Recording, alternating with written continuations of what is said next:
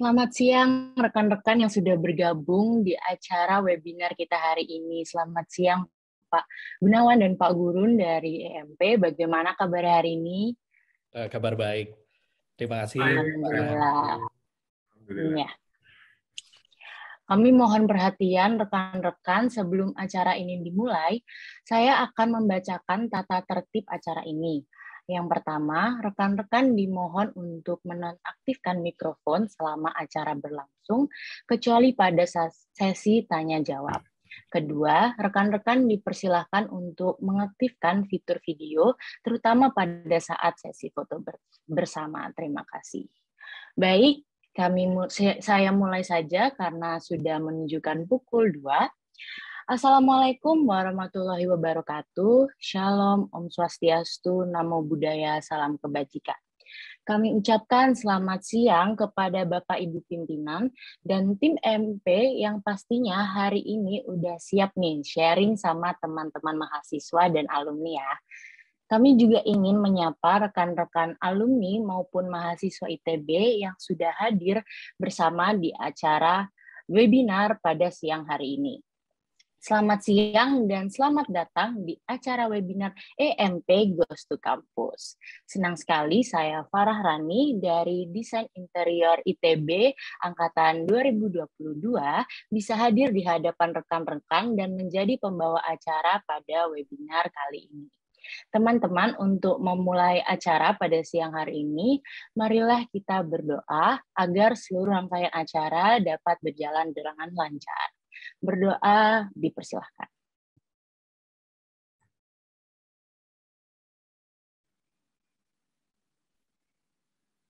Amin, berdoa dicukupkan, dilanjutkan di lain waktu. Sebelum melanjutkan ke rangkaian acara, ini baru mulai, jadi wajah-wajahnya masih pada segar ya. Dipersilahkan rekan-rekan untuk menyalakan kameranya karena kita akan memulai untuk sesi foto bersama terlebih dahulu. Jadi untuk rekan-rekan dari mahasiswa ITB dan alumni dimohon untuk menyalakan kameranya terlebih dahulu karena kita akan memulai di sesi foto bersama.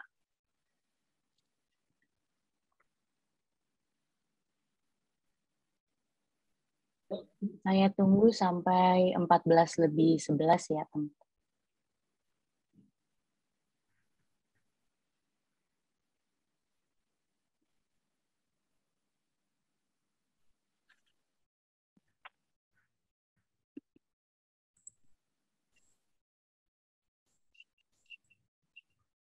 Oke, ditunggu sampai 2:11. Dimohon untuk menyalakan kameranya.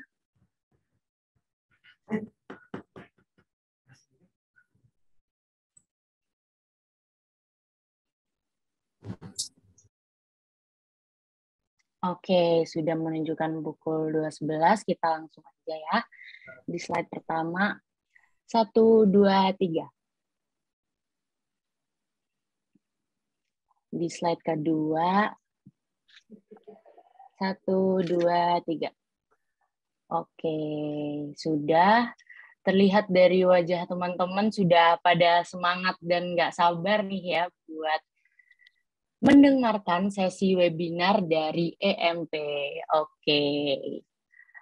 Oke, untuk mengenal lebih dekat dari EMP sendiri, EMP itu apa sih teman-teman? Oke, EMP adalah EMP adalah singkatan dari Energi Mega Persada, sebuah perusahaan hulu minyak dan gas bumi yang memiliki wilayah operasi di Indonesia dan Mozambik. Kegiatan usaha EMP ini meliputi eksplorasi, pengembangan, dan produksi minyak mentah, gas bumi, dan gas metana batu bara. EMP didirikan pada tahun 2001 dan telah menjadi perusahaan publik yang terdaftar di Bursa Efek Indonesia sejak 2004. Wah, makin tertarik ya untuk mendengarkan materi langsung dari EMP sendiri. Oke, Sebelum acara materi dimulai, saya akan serahkan ke moderator yang akan memimpin sesi materi hingga sesi Q&A pada siang hari ini. Untuk moderator, Mbak Syera, saya persilahkan. Ya, terima kasih Mbak Farah. Selamat siang semuanya. Selamat siang kepada adik-adik ITB yang sudah menghadiri webinar pada hari ini. Sebelumnya saya ingin mengucapkan terima kasih kepada seluruh panitia ITB yang telah terlibat dalam membantu dan memfasilitasi jalannya acara kita hari ini, khususnya kepada Mbak Farah yang telah membuka acara kita. Semoga webinar ini bermanfaat dan menjadi langkah awal yang lebih baik untuk kita semua. Saya Syera yang akan memandu sebagai moderator dari IMT. Terkait dengan IMT mungkin tadi sudah sedikit diperkenalkan ya oleh Mbak Farah. Namun untuk informasi selengkapnya tidak usah berlama-lama lagi, langsung saja akan dijelaskan oleh narasumber kita yang pertama, yakni Bapak Gunawan Nur Cahyo Wibowo selaku Business Development Senior Analyst. Kepada Bapak Gunawan, waktu dan tempat kami persilakan. Terima kasih banyak Mbak Syera. Sebelumnya salam sejahtera untuk kita semua. Selamat siang Ibu Farah dan juga jajaran akademisi di Universitas dari Institut Teknologi Bandung. Selamat siang semuanya. Saya juga mengucapkan salam hormat saya untuk rekan-rekan yang sudah hadir. Di sini ada rekan-rekan dari Energi Mega Persada sendiri, dan juga adik-adik semua nih, mahasiswa dan juga fresh graduate. Berbicara mengenai fresh graduate, tentunya saya teringat ya dengan apa yang disampaikan oleh Bung Karno ketika itu. Ini cukup populer. Beliau menyampaikan bahwa berikanlah aku 10 pemuda, maka akan kuguncangkan dunia. Jadi dengan 10 pemuda, dia mengilustrasikan bahwa dunia ini bisa diguncangkan. Artinya apa? Bahwa mahasiswa ataupun anak muda ini memiliki semangat yang luar biasa. Di siang hari ini tentunya saya berharap juga adik-adik ini berada dalam keadaan semangat dan juga proaktif. Di sini nanti kita akan ada sesi tanya jawab dan diskusi casual saja, supaya nanti di sini ada komunikasi dua arah. Pada kesempatan kali ini mungkin saya akan memberikan materi presentasi pengantar mengenai Energi Mega Persada. Mbak Syera, mohon dibantu untuk di-share.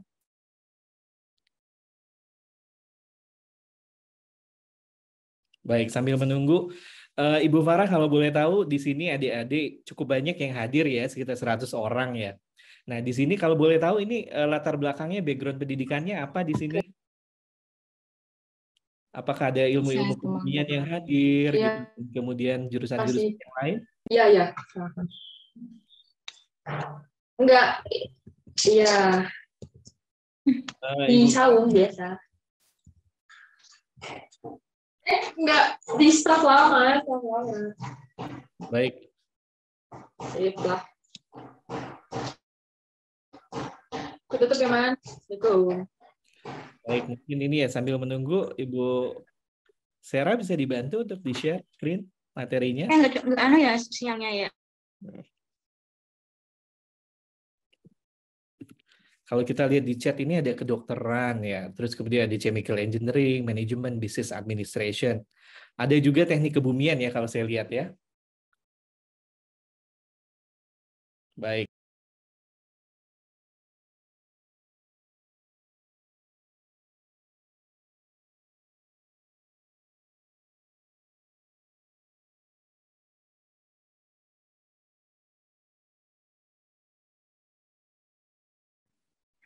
Maaf Pak Gunawan, suaranya belum di-unmute. Baik, sudah terdengar ya Ibu Farah ya? Ini juga presentasinya sudah terlihat. Pada kesempatan kali ini, saya ingin menyampaikan materi mengenai Energi Mega Persada, di mana nanti saya akan membagi dua outline presentasi. Yang pertama ini adalah pengantar mengenai industri migas, kemudian yang kedua ini adalah pengenalan Energi Mega Persada itu sendiri. Di poin pertama, harapannya nanti adik-adik yang latar belakangnya bukan teknik kebumian, sedikit mengetahui mengenai oil and gas business itu sendiri. Kemudian yang tidak kalah penting, nanti kita akan masuk mengenai pengenalan Energi Mega Persada. Tentunya di sini banyak adik-adik yang bertanya, IMP itu apa? Kemudian bidang bisnisnya apa? Dan bagaimana view-nya ke depan ketika bekerja bersama Energi Mega Persada. Baik, izinkan saya untuk memperkenalkan diri. Slide selanjutnya, Ibu Syera. Ya, saya Gunawan Nur Cahyo Wibowo. Saat ini saya bekerja sebagai Business Development Senior Analyst di Energi Mega Persada. Saya memiliki latar belakang sebagai petroleum engineer, di mana saya memulai karir saya di EMP, di Reservoir Engine Divisions. Saya memegang satu lapangan di sana. Banyak pengembangan yang dilakukan dari hydrofracturing, kemudian pemboran-pemboran horizontal untuk peningkatan produksi. Di tahun lalu, 2021, saya bergabung bersama Business Development, di mana di sini, di Departemen Business Development, saya lebih melihat peluang bagaimana kita meningkatkan value dari aset existing kami, kemudian bagaimana kita meningkatkan kerjasama untuk keperluan bisnis, dan juga rencana akuisisi untuk penambahan aset-aset yang kami miliki, di mana goal besarnya adalah untuk pengembangan bisnis. Saya juga aktif di Ikatan Ahli Teknik Perminyakan Indonesia, yang merupakan asosiasi profesi di bidang teknik perminyakan. Baik, selanjutnya. Mungkin kita mulai ya dari pengenalan industri migas itu sendiri. Industri migas ini merupakan industri yang tentunya adik-adik tahu strategis. Nah, EMP bergerak di bidang itu. Kenapa dikatakan strategis? Karena yang kita tahu bahwa saat ini energi fosil ini memiliki kontribusi konsumsi yang cukup signifikan, sekitar 80% ya di dunia, minyak, gas, dan juga coal, di mana 50% dari 80% itu berasal dari minyak dan gas. Kita proyeksikan itu akan meningkat 30%, dan dampaknya itu akan kita rasakan secara langsung. Misalnya contohnya sebagai bahan bakar ataupun bahan baku industri untuk keperluan kehidupan kita. Nah, selain itu, kenapa dikatakan strategis? Hal ini dikarenakan industri migas juga berdampak pada kepentingan suatu negara. Misalnya juga mempengaruhi terkait geopolitik ataupun kebijakan-kebijakan yang akan dilalui. Bahkan ini juga berpengaruh pada negara, tentunya terkait pertumbuhan keekonomian. Nah, selain itu kita perlu tahu adik-adik, terkait oil and gas bisnis ini, dia memiliki karakteristik yang cukup unik. Nah, apabila kita bandingkan dengan jenis bisnis yang lainnya. Di sini mungkin adik-adik sudah tahu dan cukup terkenal juga bahwa industri migas ini dia tergolong industri yang high risk, tapi juga menawarkan high reward juga. Di sini ada 5 poin sebenarnya karakteristik bisnis migas ini apabila kita bandingkan dengan industri-industri yang lain. Yang pertama, dia high risk and high uncertainty. Jadi dia penuh ketidakpastian, baik dari sisi mendapatkan subsurface-nya hidrokarbon, dan juga dia memiliki uncertainty dari sisi keekonomian, karena dia terpengaruh fluktuasi harga minyak. Di mana apabila uncertainty ini dia tidak termanage dengan baik, tentunya akan menimbulkan resiko untuk perusahaan. Nah, yang kedua, dia tergolong high technology. Tentunya kita tahu di sini teknologinya sudah sangat maju ya. Baik itu ada pemboran di laut, kemudian sampai dengan inovasi tools-tools yang digunakan. Industri migas juga dikatakan juga high capital investment, di mana hitungannya ini hitungan yang value besar, jutaan dolar. Jadi sebagai gambaran mungkin satu kegiatan pemboran kita bisa mengetahui itu biayanya sekitar 2 juta sampai dengan 10 juta US dollar. Kalau misalnya kita melihat 10 juta US dollar artinya sekitar 150 miliar untuk melakukan suatu kegiatan pemboran. Di poin keempat ini karakteristiknya kita bisa lihat ya bahwa dia merupakan bisnis yang long term. Jadi ketika kita mendapatkan suatu PSC contract license untuk melakukan suatu pengolahan atau memproduksikan lapangan migas, itu diberikan waktu 20 atau 30 tahun. Di mana ini sudah mempertimbangkan bahwa ini membutuhkan waktu yang tahunan ketika kita memproduksikannya dan juga menjaga produksinya. Terakhir tentunya ini high reward. Jadi memang kalau kita lihat keuntungan perusahaan migas itu juga besar, dan juga kita tahu ya kalau efeknya terhadap pekerja mungkin zaman dulu sangat terkenal ya, bahwa industri migas memiliki kesejahteraan yang lebih tinggi dibandingkan industri-industri yang lain. Selanjutnya kita masuk sebagai pengenalan industri oil and gas ini, bahwa seorang investor ataupun suatu perusahaan yang bergerak di bidang migas biasanya mereka akan bermain di 3 segmen. Segmen upstream, midstream, ataupun downstream, ataupun kombinasi dari ketiga segmen tersebut. Di sisi upstream, ini kegiatannya apa? Adalah kegiatan mengeksplorasi, mencari minyak, kemudian melakukan pengembangan suatu lapangan, dan juga melakukan production operation. Sedangkan kalau midstream ini adalah perusahaan yang bergerak di bidang transportasinya, sedangkan kalau downstream ini adalah pengolahannya. Contohnya petrochemical, kemudian manufacturing. Nah, saat ini Energi Mega Persada kita bergerak di bidang upstream ini. Jadi eksplorasi, kemudian kita melakukan pengembangan lapangan, kemudian production operation dan menjaga operasinya. Tapi secara holding kami juga punya beberapa anak perusahaan yang lain yang juga bergerak di bidangnya midstream ataupun downstream. Oleh karena itu di sini seorang investor atau perusahaan migas dia bisa memilih segmennya ataupun melakukan kombinasi dalam kerangka bisnis. Selanjutnya Ibu Sarah.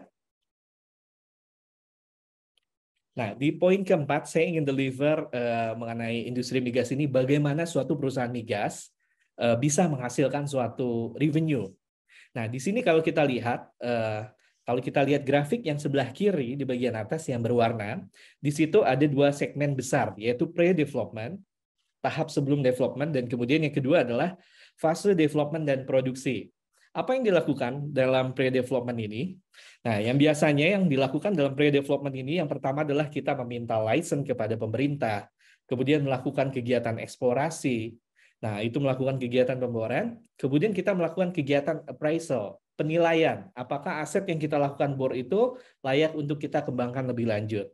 Nah, di tahap kedua ini, kita akan masuk ke tahap development, yaitu pengembangan lapangan yang sudah kita eksplorasi, kemudian kita produksikan, dan kemudian kita produksikan cukup lama hingga lapangan itu ditutup. Bagaimana kami menghasilkan uang, perusahaan migas itu? Di bagian atas ini, warna biru dan hijau, itu adalah revenue, kemudian bagian bawah ini adalah biaya. Nah, suatu perusahaan migas mendapatkan revenue dari selisih revenue produksi yang didapat tadi dan juga biaya yang sudah dikeluarkan. Biasanya dalam tahapan development ini, pada tahap pre-development kita belum mendapatkan keuntungan, jadi kita masih mengeluarkan banyak biaya di situ. Biayanya apa saja? Misalnya melakukan kegiatan studi, kegiatan seismik, melakukan kegiatan pembuktian, eksplorasi.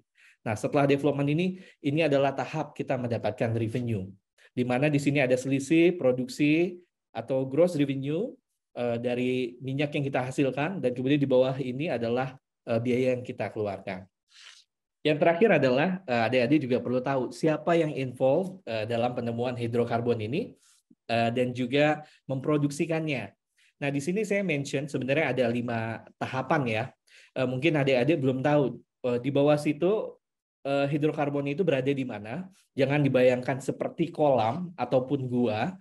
Ternyata sebenarnya hidrokarbon itu berada dalam batuan-batuan yang seperti ini. Kalau kita lihat ada yang di sebelah kiri itu, ada batuan-batuan yang panjang, dia ada di dalam situ. Jadi dalam batuan ada pori dan disitulah ada hidrokarbon. Bisa minyak ataupun bisa gas. Kalau kita lihat di gambar yang kanan atas itu, di situ ada yang warna pink, ya disitulah dia berada. Isinya batuan dan terkandung minyak dan gas.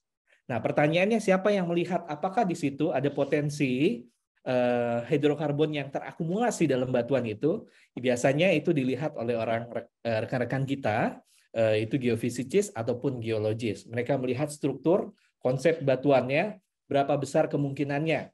Nah, kemudian ketika kita yakin kita melakukan kegiatan pemboran, di mana kegiatan pemboran ini orang yang involved adalah drilling engineer. Nah, setelah pemboran dilakukan, produksi keluar, kemudian kita melakukan analisa, appraisal tadi. Appraisal biasanya dilakukan integrated, tapi salah satu di sini yang cukup involved ini ada reservoir engineer. Dia melihat dalam batuan itu proses dinamikanya, sifat fisik dinamikanya, dan juga volume yang kira-kira bisa diambil ke surface itu. Selain itu, reservoir engineer juga melihat bagaimana memproduksikan dari bawah ke atas itu. Apakah harus horizontal drilling, apakah harus di hydrofracturing, direkahkan. Nah, itu direncanakan oleh reservoir engineering itu. Nah, baik. Kemudian kita juga tahu ya, setelah itu kita akan memproduksikan minyak dan gas tadi. Setelah manajemennya kita tahu. Nah, di sini ada orang yang involved, ada expertise yang involved yang kita namakan ini production engineer. Production engineer ini dia fokus memproduksikan secara optimum dari bawah tanah tadi sampai dengan ke permukaan. Apakah ini membutuhkan pompa ataukah membutuhkan gas untuk diinjek supaya minyak atau gas itu bisa naik ke surface.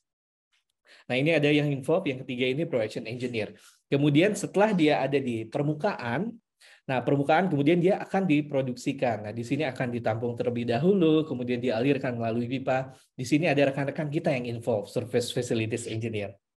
Nah, selain itu, dari selain 1 sampai 4 ini, ada bidang bisnis juga yang cukup mempengaruhi keberhasilan ini adalah rekan-rekan kita dari support atau bisnis proses yang menjamin semuanya bisa terlaksana dengan baik.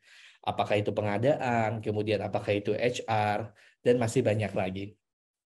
Nah, kurang lebih itu tadi yang saya sampaikan mengenai industri migas. Kenapa strategis, karakteristiknya seperti apa, kemudian segmentasi peluang bisnisnya di mana, upstream, midstream, downstream. Kemudian yang keempat nih, bagaimana seorang perusahaan migas itu bisa menghasilkan revenue, kemudian siapa yang involved, sudah saya sampaikan. Sekarang kita masuk, Ibu Sarah, ke slide selanjutnya terkait energi mega persada.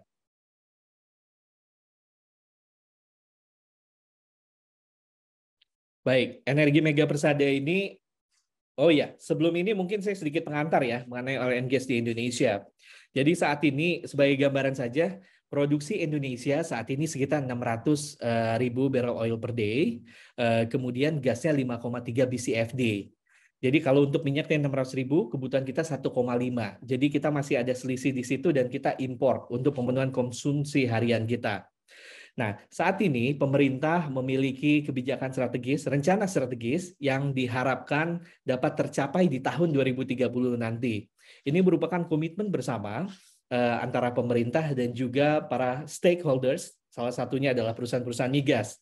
Kita mengharapkan di tahun 2030 kita mencapai produksi 1 juta barrel oil per day dan 12 BCFD.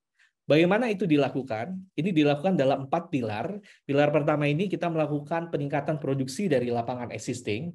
Kemudian kita mempercepat transformasi dari lapangan-lapangan yang berproduksi sampai bisa berproduksi. Kemudian yang ketiga, kita melakukan massive exploration, penemuan-penemuan cadangan baru, dan kita melakukan kegiatan EOR. Adik-adik, saya sampaikan bahwa saat ini Indonesia memiliki 128 cekungan di Indonesia. Dan saat ini yang diproduksikan kisaran 19 basin cekungan. Jadi kalau kita lihat di sini secara angka tadi kita masih punya 100-an basin yang menjadi opportunity kita dalam melakukan kegiatan eksplorasi. Nah, di sini peluang kita nanti adik-adik bisa berkontribusi dalam penemuan-penemuan tersebut. Bukan hal yang mustahil ya, hal itu untuk dicapai terkait produksi 1 juta barrel oil per day ini ataupun 12 BCFD. Selanjutnya, di Indonesia saat ini kita punya ada 200-an working area license dalam pengolahan atau mengoperasikan suatu wilayah kerja, di mana sekitar 90-an itu adalah segmennya produksi, sisanya eksplorasi. Dari 90-an ini IMB memiliki 9 working area di Indonesia yang sudah kita dapatkan license pengelolaannya.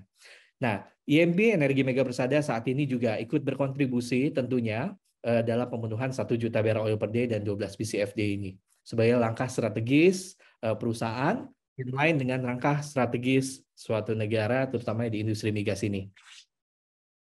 Boleh selanjutnya, Ibu Sarah? Kita masuk mengenai IMP. Energi Mega Persada ini merupakan perusahaan migas swasta nasional, di mana kami berdiri, sudah established sejak 2001 lalu. Kami memiliki visi untuk menjadi perusahaan oil and gas yang leading di Asia, di mana saat ini dalam jangka waktu dekat kami mempunyai target untuk menjadi produser 10 besar di Indonesia, baik minyak ataupun gas. IMP listed di Jakarta Stock Exchange sejak 2004. Saat ini kami mengelola ada sekitar 11 working area, di mana ini tersebar ada 10 di Indonesia, kemudian 1 di Mozambik. Dari 10 yang di Indonesia tadi, kita punya minyak gas, lapangan minyak, lapangan gas, dan 1 CBM di Kalimantan. Total produksi kami secara total itu sekitar grossnya 55.000 barrel oil equivalent per day, di mana untuk minyaknya saja kita produksi sekitar 5.000, dan kemudian untuk gasnya kita punya produksi sekitar 200 mm SCAF. Ini proyeksinya meningkat dari tahun-tahun sebelumnya. Nah, terkait reserve, kami memiliki reserve yang angkanya cukup besar, 22 juta barrel untuk minyaknya, kemudian 654 billion cubic feet untuk gasnya. Jadi sebelumnya kami di tahun 2001 ada beberapa langkah-langkah perusahaan yang dilakukan. Kami mendapatkan license untuk pengelolaan working area yang baru yaitu SCPP yang di-award oleh pemerintah. Kita mendapatkan 1 di situ. Kemudian kami juga melakukan peningkatan participating interest untuk salah satu perusahaan kami di Kangen Energy, dan kemudian di tahun 2022 ini kami baru menyelesaikan proses akuisisi salah satu aset kami di Sengkang. Oleh karena itu saat ini kami sudah punya 11 aset yang tersebar dari Sumatera hingga Indonesia Timur. Boleh selanjutnya Ibu Sarah? Nah, ini yang tadi kami sampaikan, kami punya 11 PSC. Nah, dari 11 PSC ini fokusnya apa hidrokarbonnya? Kita punya lapangan minyak, punya lapangan gas, dan juga ada lapangan 1 CBM. Kita fokus dari 11 area ini, kita fokus banyaknya di Sumatera ya. Kalau lihat di Sumatera ini kita punya ada di Aceh, kemudian turun sedikit kita punya Gebang PSC yang ada di area Sumatera Utara, kemudian turun lagi di area Pekanbaru. Area Pekanbaru cukup banyak ya. Jadi kalau area Pekanbaru mungkin adik-adik tahu ya, di situ ada yang lapangan operasi yang dulunya Chevron. Nah, kami lokasinya dekat-dekat sana lah. Nah, sebelah kanannya kami punya IMP Malakastrait, kemudian di bagian bawahnya kami punya blok SCPP, kami juga punya lapangan namanya Bentu Korinci, Tonga. Jadi kami cukup banyak di area Pekanbaru ini. Selain di Sumatera, kami juga punya lapangan offshore yang ada di Kangean PSC. Ini lokasinya di Bali. Dia kalau kita lihat yang paling bawah di situ dekat tulisan Indonesia, itu lokasinya di onshore di utaranya Pulau Bali. Nah, kemudian di Indonesia Timur kami punya Sengkang PSC di mana lokasinya ada di South Sulawesi. Dari sini semua kami punya lapangan onshore dan offshore. Lapangan offshore-nya tadi yang saya sampaikan, kami punya Kangean Energy yang ada di Pulau Bali itu, tapi ada beberapa lapangan yang onshore, tapi juga dia memiliki lapangan offshore-nya. Contohnya seperti Malakastrait yang ada di Pekanbaru ya. Nah, itu kami ada lapangan offshore-nya dan juga ada lapangan onshore-nya. Kemudian kami juga ada lapangan Gebang. Nah, Gebang ini juga begitu, ada lapangan onshore-nya dan juga ada lapangan offshore-nya. Kemudian terkait produksi, ada dari sebelah sini, kita punya lapangan-lapangan yang bergerak di eksplorasi, kemudian ada lapangan yang bergerak di produksi. Saat ini dari 11, ada 6 lapangan yang saat ini berproduksi. Kita punya IMP Malakastrait yang ada di Pekanbaru, kemudian Bentu dan Korinci baru di Pekanbaru sini. Kemudian kami juga punya Kangean Energy, ini produksi juga. Dan kemudian kami punya Sengkang dan juga WKB. Dari keseluruhan produksi yang kami punya, rata-rata sekitar 85%-nya ini memproduksikan gas. Yang minyak mostly dari IMP Malakastrait yang ada di Pekanbaru sini. Nah, kemudian sebelumnya tadi yang saya sampaikan, kami punya langkah-langkah di tahun 2021 dalam kaitannya proses akuisisi ya. Kami baru mendapatkan lapangan SCPP PSC di Pekanbaru ini, di mana baru di-award di bulan Desember tahun 2021 kemarin. Kami juga meningkatkan participating interest kami di Kangean yang awal sekitar 50 menjadi 75%, lebih besar. Kemudian di tahun 2022 kami baru menyelesaikan finalisasi proses akuisisi di Sengkang PSC di South Sulawesi. Bagaimana ke depan? Tentunya saat ini kami juga sedang fokus untuk mengakuisisi beberapa aset di Indonesia dan juga ada beberapa aset yang saat ini sedang proses due diligence secara global. Nah, bagaimana di sini kalau kita lihat tadi kita banyak berbicara Indonesia, kami juga punya blok yang ada di Afrika. Afrika kami punya fokus namanya Buzi EPCC, lokasinya di Mozambik. Jadi Mozambik kalau kita lihat benua Afrika, dia dekat dengan South Africa di bagian bawah. Nah, di situ di tahun lalu kita baru beres terkait kegiatan eksplorasi 2 sumur di sana. Baik, selanjutnya Ibu Sarah. Nah, kalau di sini kita bisa lihat adik-adik, ini production facility kami di lapangan. Jadi nanti adik-adik kalau mengikuti manajemen trainee bisa bekerja di kantor ataupun juga bisa ditempatkan di lapangan-lapangan. Nah, di sini kita bisa lihat yang pertama ya, ini di sini kita bisa lihat ada IMP Malakastrait. Ini lokasinya di Pekanbaru yang tadi saya sampaikan, kita ada onshore-nya, darat, dan juga ada offshore-nya. Ini lapangan offshore kami. Produksinya saat ini Malakastrait sekitar 5.000 barrel oil per day. Kemudian di bagian bawah kita bisa lihat ada Bentu Korinci PSC. Ini di Pekanbaru. Ini production facility-nya di mana saat ini kita deliver sekitar 80 mm SCAF ya dalam penjualan gasnya. Kemudian di sini ada Kangean PSC yang ada kapalnya ini, Joko Tole namanya.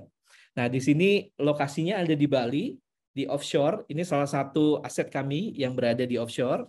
Nah, saat ini produksinya kurang lebih 150 mm SCAF.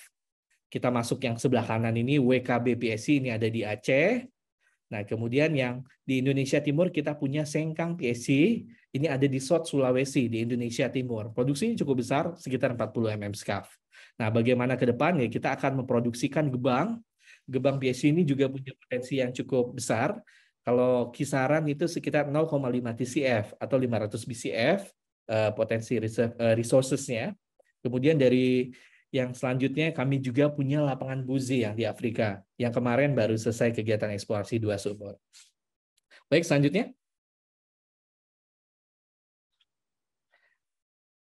Nah, di sini saya ingin memperlihatkan nih salah satu WK kami, IMP Malakasrit. Jadi IMP Malakasrit ini berada di area Pekanbaru, kemudian kontraknya ini baru dimulai 2020. Kontrak yang baru sebelumnya operatornya IMP, kemudian kontraknya habis dan perpanjangan ya sejak 2020 hingga 2040 ke depan. Nah, di sini yang awalnya kita produksi 2.000 barrel oil per day kisaran 2018 dengan melakukan kegiatan seismik, 2D, 3D, kemudian melakukan agresif kegiatan pemboran. Ini dalam waktu 3 tahun kemarin kita berhasil menaikkan produksinya lebih dari 100%-nya, sehingga sekarang produksi kisaran 5.000.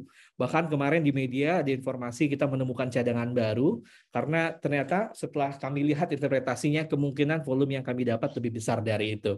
Dalam 3 tahun, ini ada peningkatan yang cukup signifikan. Di IMP Malakasrit ini juga kami punya banyak lapangan, di mana karakteristik dari lapangannya itu macam-macam. Dari ada yang dalam, ada yang tight formation, sampai dengan yang paling mudah. Kita bermain di formasi siapas. Selanjutnya, begitu juga di lapangan bentuk ya. Nah, di sini yang awalnya produksi kami 40 mm SCAF. Selanjutnya, Ibu Sarah di bentuk BSC. Ya. Yang awalnya kami produksi 40 mm SCAF, kemudian tim kami melakukan review dan melihat ada satu opportunity lapisan yang relatif dangkal. Kemudian kami melakukan pengembangan itu dalam waktu cepat juga, di mana produksinya yang awalnya sekitar 40 mm SCAF, sekarang produksinya meningkat menjadi 80 mm SCAF. Nah, 80 mm SCAF ini angka yang cukup besar, di mana saat ini gas-gas ini dijual kepada reputable off-takers kami. Ada PLN, kemudian ada Pertagas, PGN, ataupun jaringan gas di daerah sekitar operasi. Yang terakhir di sini ada Kangean Energy. Kangean Energy, ya, Kangean PSC. Kami ada 2 lapangan. Dia lokasinya di offshore, dia di dekat Pulau Bali ya. Di mana di sini ada 2 lapangan namanya Trangsirat Sun Batur dan juga Pegerungan. Nah, di sini pengembangannya dilakukan secara horizontal dan kemudian kalau dari analisa subsurface-nya cukup bagus ya dengan absolute open flow sekitar 307 mm SCAF. Di mana hal ini diindikasikan produksi gas yang cukup besar yaitu sekitar 150 mm SCAF. Selanjutnya Ibu Sarah. Mungkin di sini saya sampaikan dari apa yang kami sampaikan tadi, bahwa saat ini IMP kita punya lapangan, baik itu yang di Indonesia ataupun yang di global tadi. Kami punya ada 11 working area ya, 10 di Indonesia, 1 di Mozambik, dan saat ini juga kami sedang aktif proses akuisisi. Insya Allah kalau lancar nanti ada beberapa aset yang akan bertambah di Indonesia dan juga kami berencana melakukan due diligence untuk melihat aset-aset di luar negeri. Kemudian yang kedua, kita juga fokus conventional upstream asset. Jadi kita bidang bisnisnya kegiatan eksplorasi dan kemudian produksi dan juga kegiatan pengembangan. Saat ini kami lihat bahwa perusahaan kami ini berkembang tidak hanya dari reservoirnya, dari reserve-nya maksud saya, produksi, tapi kita juga lihat dari sisi finansial dan kemanfaatan untuk lingkungan dan komunitas sekitar area operasi. Kami memiliki off-taker, penjualan minyak dan gas ini cukup bagus ya. Jadi minyak itu ada yang digunakan untuk domestik, tapi ada juga yang untuk diekspor. Kemudian untuk gas ini kita juga berpartner dengan PLN, PGN, Pertagas, ataupun perusahaan-perusahaan yang bergerak di bidang tersebut. Berbicara mengenai HSE, tentunya kita sangat menjaga health safety environment di industri migas karena kita kategorikan industri migas tadi high risk. Nah, di sini kami meet propernya, yaitu proper yang sesuai dengan ketentuan yang ada, kita sudah masuk pada segmen tersebut, dan juga ada beberapa penghargaan ya Patra Nirbaya, di mana di situ kita tidak ada zero accident. Nah, kami ada penghargaan terkait HSE tersebut. Berbicara mengenai successful experience, sesuai dengan yang kami sampaikan tadi, saya ngasih sampel ada IMP Malakastrate, kemudian IMP Bentu dan Kangean tadi. Bahkan mungkin saya ambil ya Malakastrate tadi. Kami dalam waktu 3 tahun dengan kegiatan yang cukup agresif, seismik, kegiatan pemboran, kemudian interpretasi yang cukup dalam, di situ kami berhasil meningkatkan produksi dari 2.000 ke 5.000, di mana reserve replacement ratio-nya meningkat signifikan hingga 500%. Baik, mungkin selanjutnya. Ya, ini sebagai kesimpulan ya. Jadi yang kami sampaikan adalah bahwa saat ini energi Mega Persada terus berkembang baik dari sisi produksinya terus meningkat, kemudian reserve-nya juga bertambah, dari sisi asetnya pun kita bertambah. Kemudian kalau kita lihat dari performa perusahaan, dari sisi finansial juga terdapat improvement yang cukup signifikan, hingga kemanfaatan dari energi itu sendiri untuk lingkungan ataupun komunitas. Hal ini ditandakan kita bisa lihat ya dari media publikasi, ada Kata Data, kemudian Dunia Energi, atau media-media bergerak di bidang energi. Di sini kita bisa lihat bahwa diinformasikan bahwa IMP sukses dalam penemuan discovery, kemudian dari sisi produksi optimisasinya, kemudian sukses dari merger and acquisition-nya, di mana semua ini berdampak pada IMP performance yang terus tumbuh. Mungkin ini slide terakhir dari saya, Ibu Sera. Sebelum kami tutup terkait IMP ini, saya ingin berpesan kepada adik-adik semua ya. Kita tidak pernah tahu kesempatan kecil yang mana yang akan membuat kita menjadi besar. Maka ketika ada kesempatan, hargailah dan kemudian lakukan yang terbaik. Mungkin kesempatan kecil yang akan membuat menjadi besar itu bermula dari sini. Oleh karena itu, saya mengajak adik-adik semua untuk bergabung bersama kami. Mari kita sukseskan IMP Management Trainee 2022. Mari bersama-sama kita bangun energi negeri. Saya Gunawan, terima kasih.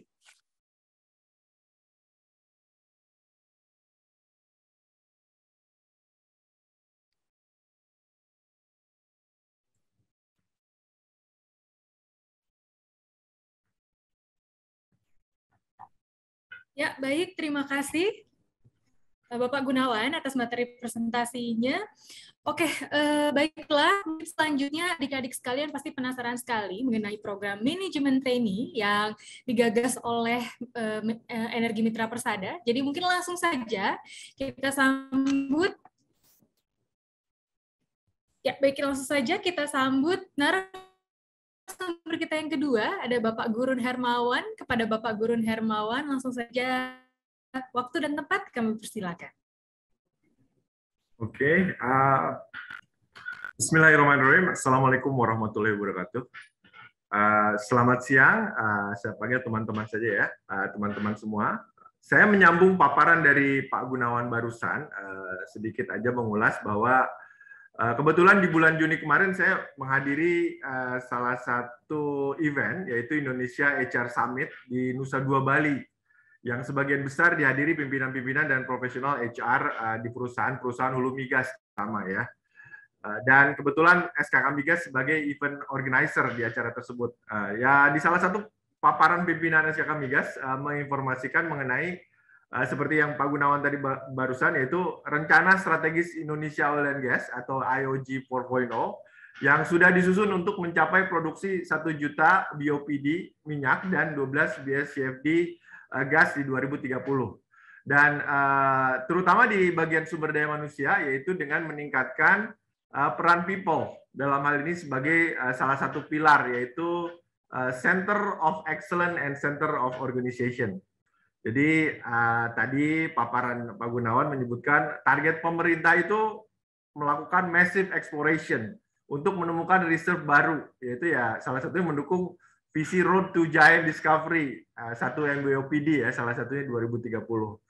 Namun kalau kita lihat, sebenarnya bagaimana sih kondisi profil existing demografi SDM di industri migas saat ini ya. Jadi sebagai informasi saja, existing talent di mana pekerja migas saat ini, terutama yang expert ya, 22% akan memasuki usia pensiun. Jadi 22% itu cukup besar ya, terutama untuk existing talent yang expert. Terus dari sisi rekrutmen belum ada rekrutmen fresh graduate yang dilakukan selama dari mulai 2015. Artinya mungkin waktu itu 2015 harga minyak, oil price itu was declining at that time. Terus juga kita juga disambut dengan pandemik ya, COVID-19 dari 2019 sampai sekarang. Terus dan yang sangat menarik adalah ketika kita melihat secara demografi talent berdasarkan job family terkait dengan bidang-bidang di geologi, geofisika dan reservoir, populasinya memang sangat minim sekali, yaitu kurang dari 10%. Padahal itu adalah merupakan core ya, core bisnis ya, core dari pekerja migas saat ini ya, atau mungkin ya pekerja migas ya. Nah, sejalan dengan visi pemerintah di sektor migas yang tadi disebutkan untuk mencapai 1 juta barrel oil per day dan itu untuk minyak dan gas 12 BSCFD di 2030, IMP, Energi Mega Persada, salah satu perusahaan nasional hulu migas, bersama-sama mendukung tercapainya visi tersebut ya, bersama dengan perusahaan-perusahaan hulu migas lainnya ya, baik itu yang multinasional maupun nasional. Nah, jadi secara internal sendiri EMP sedang growing nih cukup signifikan. Kita juga melakukan mungkin kalau teman-teman melihat ya di berita kita melakukan merger and acquisition, beberapa wilayah kerja baru gitu ya, seperti tadi disampaikan Pak Gunawan. Dan pastinya kita membutuhkan talent-talent potensial untuk mengisi posisi-posisi yang akan menjalankan bisnis tersebut yang dibutuhkan ya. Salah satu cara untuk memperkuat talent pipeline adalah dengan melakukan rekrutmen fresh graduate yang seperti yang sekarang kita sedang lakukan ya. Oke, Mbak Sera, silakan di slide berikutnya. Nah, tadi saya menyampaikan mengenai kondisi, tapi where's my manner? I haven't introduced myself gitu ya. Nama saya Gurun Hermawan. Saya di bagian Organization Development and Learning saat ini di Energi Mega Persada. Pengalaman saya sudah lebih dari 15 tahun di dunia HR. Saya memang punya passion salah satunya untuk mendevelop people ya, untuk mencapai performa terbaiknya supaya secara karir naik, untuk menjadi leaders dan lain-lain, itu salah satu passion saya di situ. Nah, jadi silakan kita langsung saja untuk profil mungkin bisa dibaca ya. Saya sangat senang sekali dan sangat excited bisa menjadi salah satu pembicara di sini yang akan melakukan presentasi atau sharing singkat mengenai program manajemen training. Saya lihat ini udah ada sekitar 124 peserta yang hadir, cukup banyak ya. Saya merasakan ada excitement, antusiasme, curiosity, dan passion dari teman-teman semua. Baik, let's get down to business ya. Jadi ini adalah paparan singkat mengenai manajemen training program. Kita mulai dari the what. Jadi the what sebenarnya apa sih ini? Kita lagi sedang melakukan apa gitu. Ini salah satu webinar ya. Jadi kita melakukan paparan mengenai MT program. Jadi EMP sebagai salah satu perusahaan hulu migas nasional ya. Jadi perusahaan hulu migas nasional yang besar itu mungkin bisa dihitung jari gitu di Indonesia ya. Jadi kita cukup we are very proud ya to be one of the ya ini Indonesia oil and gas upstream ya bisnis ya di Indonesia. Nah, jadi sedang mencoba mencari ya kandidat yang berpotensi dan juga mempunyai motivasi yang baik, dan tentu saja kita mencari kandidat terbaik yang secara akademis itu levelnya atau misalkan dari sisi akademis itu levelnya outstanding ya. Technical and geoscience background, karena memang kita perusahaan migas, tentu saja kita mencari potensi talent-talent yang untuk mengisi posisi core gitu ya, itu di technical dan geoscience background. Tentu saja technical kita bisa mention ya di engineering, petroleum gitu ya, dan tentu saja geoscience background baik itu geologi atau geofisis. Jadi kita akan melakukan manajemen training 12 bulan komprehensif program untuk growing atau mendevelop dan mengaccelerate high performance talent untuk kita prepare sebagai future technical professional and leaders. Kira-kira seperti itu ya.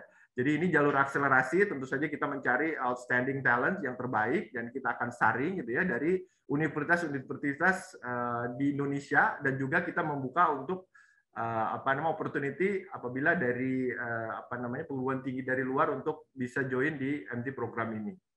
Nah, ini untuk siapa? The Who gitu ya, The Who. Jadi tentu saja lulusan-lulusan S1, bachelor degree ataupun master degree di engineering, petroleum, geologi dan geophysics. Nah, terus minimum GPA 3.0 gitu ya. Maksimum 25 tahun. Jadi kita juga membuka selain lulusan fresh graduate yang baru lulus, kita juga memberikan kesempatan apabila ada dari teman-teman yang sudah lulus tapi di usia masih di bawah 25 tapi di 1 atau 2 tahun mengikuti project mungkin sama dosennya gitu, atau project-project untuk menambah experience atau pengalaman ya di bidangnya, itu juga kita welcome to apply. Dan tentu saja karena kita industri migas ya, kita biasanya day to day berurusan dengan wilayah kerja. Wilayah kerja kadang-kadang kan lokasinya tidak di kota ya, bisa jadi di remote area, daerah operasi tertentu ya. Itu membutuhkan effort dan memang kondisi medannya berbeda ya. Tentu saja ini bukan pengalaman yang baru, terutama untuk technical atau technical atau geoscience background. Oke, berikutnya sebelum itu Mbak Syera, sebelum itu slide-nya, sebelum slide ini, oke, berikutnya, oke. Nah ini adalah poster yang mungkin teman-teman sudah lihat ya. Ini poster official, jadi mudah-mudahan ini juga salah satu cara ya untuk menginformasikan mengenai program NT program ini. Jadi ini sudah di blast di beberapa universitas ternama, dan tentu saja semua perguruan tinggi yang memang secara syarat atau requirement terpenuhi, yaitu welcome to apply gitu ya. Ini secara formal rekrutmen posternya. Berikutnya. Nah, ini the how gitu kan, setelah dapat the what, the who, and the how. Jadi sebetulnya all you have to do is just very simple gitu, masuk ke tadi poster biasa diberikan semacam QR code gitu ya, semacam barcode, nanti akan mendirect ke imp.id career. Jadi tidak ada situs lain ya. Nah, nanti ini akan didirect ke CDC universitas yang kita sudah tunjuk. Jadi ada UGM, ada ITS, ada ITB, ada UI, dan UIR ya, atau Islamic Riau University. Ini akan mendirect ke 5 CDC tersebut. Nah, tentu saja apabila ada teman-teman yang bukan masuk dalam salah satu atau kuliah atau fresh graduate dari 5 universitas ini, tentu saja welcome to apply. Jadi ini hanya sebagai hub-nya saja gitu ya. Nah, ini ada beberapa notes ya, mungkin nanti bisa dibaca. Pada intinya boleh fresh graduate baik itu lulusan dalam negeri maupun luar negeri, welcome to apply gitu ya. Jadi hati-hati dengan fraud gitu ya. Ini jadi tidak ada biaya yang dipungut. Terus juga tentu saja ini ada batas waktu untuk registration. Jadi teman-teman yang belum melakukan pendaftaran silakan, karena closing date itu ada di tanggal 12 Agustus 2022. Jadi setelah itu kita close, nanti kita akan proses, kita akan saring, dan akan dilakukan tes online ya. Oke, berikutnya Mbak Syera, silakan. Nah, tadi setelah kita blast job posting tersebut, opportunity tersebut, nah bagaimana dengan proses hiring-nya atau rekrutmennya? Jadi kita sudah memberikan semacam ini info demo profil infografi. Dari mulai kita melakukan job posting sampai application review itu kita sudah mulai dari tanggal 21 Juli. Jadi 21 Juli sampai 12 Agustus kita akan blasting informasi ini, kita akan buka pendaftaran. Nah, setelah itu kita akan melakukan aptitude psychological test atau TPA ya. TPA dan psikotes. Jadi siap-siap saja, mohon untuk alat komunikasinya seperti email dan handphone itu siap sedia apabila ada pengumuman untuk menyiapkan melakukan tes di tanggal 29 sampai 31 Agustus. Itu online serempak seluruh Indonesia, bahkan mungkin dari luar negeri juga bisa langsung sesuai dengan time zone masing-masing gitu ya. Nah, setelah itu kita akan melakukan review dari hasil tes tersebut. Kita akan melakukan proses interview dan FGD, focus group discussion. di semua kampus ya, di semua CDC yang tadi sudah disampaikan itu. Jadi kita akan undang yang lulus seleksi untuk dilakukan interview dan selection at kampus. Nah, kita setelah itu kita saring lagi nih. Kita udah mulai dapet nih bayangan-bayangan yang kira-kira akan lolos ke tahap berikutnya. Nah, ini yang terakhir nih adalah final interview dengan EMP Management di Jakarta. Jadi itu sekitar tanggal 10 sampai 14 Oktober. Nah, setelah lolos baru kita akan melakukan medical check-up dan job offer. Jadi job offer di sana akan tertuang ya agreement, beberapa hal terkait dengan program itu sendiri dan juga tentu saja compensation-nya ya. Onboarding mulai 1 November. Jadi cukup dekat ya, tidak terasa, pasti sekitar beberapa bulan lagi. Mudah-mudahan ini berjalan dengan lancar. Berikutnya, Mbak Sera, silakan. Nah, setelah onboarding gitu ya, setelah onboard, bagaimana proses selanjutnya gitu?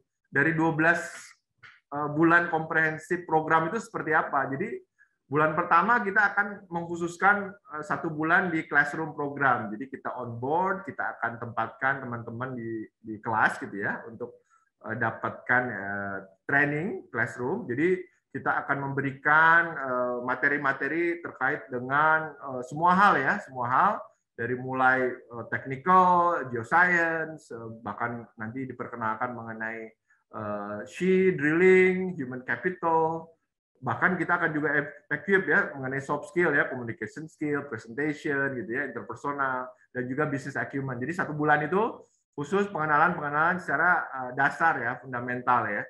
Nah, 1 bulan kita tentu saja akan melakukan evaluasi pertama, first evaluation. Jadi first evaluation kira-kira kalau memang masih dinilai layak untuk lanjut gitu ya, tentu saja karena ini baru dasar ya, saya lihat pasti tidak akan terlalu banyak kesulitan ya. Nah, nanti kita mulai di tahap kedua itu OJT, on the job training secara general. Jadi nanti kita untuk teman-teman yang sudah lolos akan diperkenalkan wilayah kerja IMP ya. Wilayah kerja IMP itu kan cukup banyak, tadi sudah disampaikan oleh Pak Gunawan ya. Kita akan coba rotasi nih. Jadi ada blok produksi minyak, ada blok produksi untuk gas gitu ya. Terus ada juga mungkin yang sedang tahap eksplorasi. Bahkan kita tidak menutup kemungkinan yang tidak kita operate, misalkan ada blok sekarang ada Kangean gitu, itu juga bisa dilakukan rotational field assignment, tapi nanti tergantung dari kebutuhan user department. Cross functional project gitu ya, ada project apa aja tentu saja akan dilibatkan ya. Kalau misalkan ada drilling campaign atau misalkan ada seismic gitu ya di salah satu wilayah kerja kita, jadi cukup banyak knowledge yang akan didapat ya, dan itu sangat cukup valuable ya, mahal ya, karena tidak semua tempat itu memberikan hal tersebut gitu, bahkan di training aja tidak ada gitu. Jadi ini mudah-mudahan bisa dimanfaatkan sebaik-baiknya. Nah, berikutnya setelah itu kita tetap akan ada evaluasi yang kedua gitu. Kira-kira secara performance, secara motivasi itu seperti apa? Apakah kita masih jalan terus gitu ya? Jadi mudah-mudahan kalau memang kita saringannya sudah mendapatkan yang terbaik, tidak akan ada banyak kesulitan ya. Dan tentu saja nanti pas di tahap ketiga on the job training yang spesifik, kita mulai nih penjurusan ya, biasanya kalau untuk geoscience, geologi dan geofisis ya tidak akan jauh beda gitu kan. Tapi mungkin untuk major yang lain ada petroleum, ada mungkin nanti ada civil gitu ya, ada mechanical gitu ya, electric, itu bisa jadi akan berbeda gitu, bisa jadi nanti di project facility atau engineering and reservoir atau di drilling. Itu sesuai dengan kebutuhan dan juga nilai ya, nilainya dan kebutuhan dari user. Nah, setelah itu kita evaluasi. Nah, ini evaluasi terakhir. Very tight, karena pertama kita melihat secara kebutuhan dan juga hasil dari evaluasi mentor atau mentor leader ya dari departemen masing-masing untuk kita lakukan final evaluation. Tentu saja final evaluation itu akan ditutup salah satunya membuat suatu proposal project yang akan dipresentasikan di IMP Senior Management ya. Jadi suatu project berdasarkan ilmu-ilmu yang sudah didapat, baik itu di tahap 1, tahap 2, tahap 3 gitu ya. Terus kita akan melakukan interview, setelah itu dari IMP Senior Management akan melakukan decision making. Kira-kira ini lolos atau tidak gitu. Tapi mudah-mudahan ini lolos karena dari awal kita mencari kandidat-kandidat terbaik yang berpotensi untuk mengisi posisi-posisi yang sudah disiapkan. Nah, graduation tentu saja 1 tahun ya, graduation. Nah, setelah ini akan ada job offer yang kedua, itu employment trainee menjadi pekerja ya, seperti itu. Nah, setelah pekerja sebenarnya apa sih nanti kira-kira yang akan didapat gitu ya? Ini the most important thing atau ini the most interesting thing gitu. Ini paling menarik nih. Jadi total rewards seperti mungkin teman-teman ketahui untuk dunia kerja saat ini, industri migas salah satu industri yang memang above the market ya, terutama di total rewards. Total rewards itu apa sebetulnya? Jadi ini sebenarnya gabungan dari mulai compensation, benefit, di situ ada work life, performance recognition, dan tentu saja career and development. Jadi itu semua dalam satu bagian sebagai total reward. Tentu saja nomor 1 adalah compensation. Nah, nanti di industri migas ada namanya fixed pay and variable pay. Jadi biasanya kalau industri migas itu untuk compensation ini biasanya sistemnya clean wage. Clean wage itu kan kalau di mungkin industri lain tuh ada tunjangan makan, tunjangan transport dan lain-lain. Biasanya kita satuin aja. Jadi satu gaji ya base salary ya satu aja gitu. Jadi itu akan dipakai untuk mungkin nanti pembayaran THR, performance incentive dan lain-lain lah. Nah, yang kedua variable pay. Nah, variable tentu saja kan ada conditional ya, conditional. Jadi tidak selamanya tetap variable. Biasanya variable itu terkait dengan contoh field allowance ya. Jadi field allowance kalau teman-teman ada tugas khusus nih dari untuk pergi ke wilayah kerja yang memang daerah operasi tertentu, yang remote area gitu ya. Biasanya kita memberikan semacam kompensasi tunjangan lapangan dan itu cukup signifikan, cukup besar gitu ya, besarnya. Nah itu untuk compensation. Jadi kalau untuk fixed pay and variable pay ini cukup sederhana sih. Nah tapi tentu saja ada juga benefit. Jadi benefit baik itu yang memang normatif yang sesuai dengan compliance ya di pemerintah Indonesia sesuai Permenaker, ada BPJS, Ketenagakerjaan, dan yang paling unik salah satunya adalah tidak semua perusahaan juga memberikan namanya DPLK, dana pensiun lembaga keuangan. Jadi kita punya semacam benefit yang menjadi semacam tabungan ya apabila nanti setelah pensiun atau setelah tidak bekerja di IMP, kita akan memberikan tabungan misalkan dari kontribusi gaji pekerja 2%, nah nanti akan ditambahin nih 4% dari company, jadi totalnya 6% gitu. Kalau kita nabung misalkan 2.000, sebenarnya kita nabung tuh 1 bulan 6.000 karena ditambahin sama sama perusahaan. Nah, nanti juga ada biaya pengembangan gitu ya, pengembangan karena nanti akan diinvestasikan baik investasi bisnis secara konvensional atau mungkin nanti ada investasi secara syariah gitu ya. Jadi itu cukup menarik lah. Terus juga ada leave itu cuti ya. Cuti itu macam-macam, ada cuti biasanya di industri itu rata-rata 12 hari, kalau di industri migas 20, bahkan ada yang lebih, ada yang 25 gitu ya. Itu juga salah satu benefit yang penting. Bahkan kalau misalkan nanti kita menikah gitu ya, kalau yang belum menikah teman-teman ya nanti ada cuti. Misalkan ada berita duka, ada yang meninggal itu dapat juga. Misalkan sirkumsisi dan lain-lain itu pokoknya all in dan ini di atas normatif. Retention program juga ada bagi teman-teman yang perform baik, tentu saja kita ada retention program ya. Berupa apa? Biasanya kan bagi teman-teman yang masih meniti karir dan setelah beberapa tahun punya performance yang bagus, kontribusi yang bagus, tentu saja kita akan meretain ya teman-teman supaya tetap bekerja di IMP. Artinya apa? Kita akan memberikan kemudahan-kemudahan seperti contoh car ownership program. Wah, saya belum punya mobil nih kira-kira nih untuk kondisi-kondisi tertentu dengan selected people kita juga membuka ya. Apabila ada pembelian kendaraan yang akan dibantu oleh perusahaan, pembelian rumah misalkannya itu akan dibuka, tapi subject to company affordability ya dalam hal ini. Tapi tentu saja ini akan terbuka as long as the business keep going, keep growing, don't worry. Terus medical benefit, wah ini menarik sekali medical benefit karena ini berbeda dengan praktis di perusahaan-perusahaan lain ya.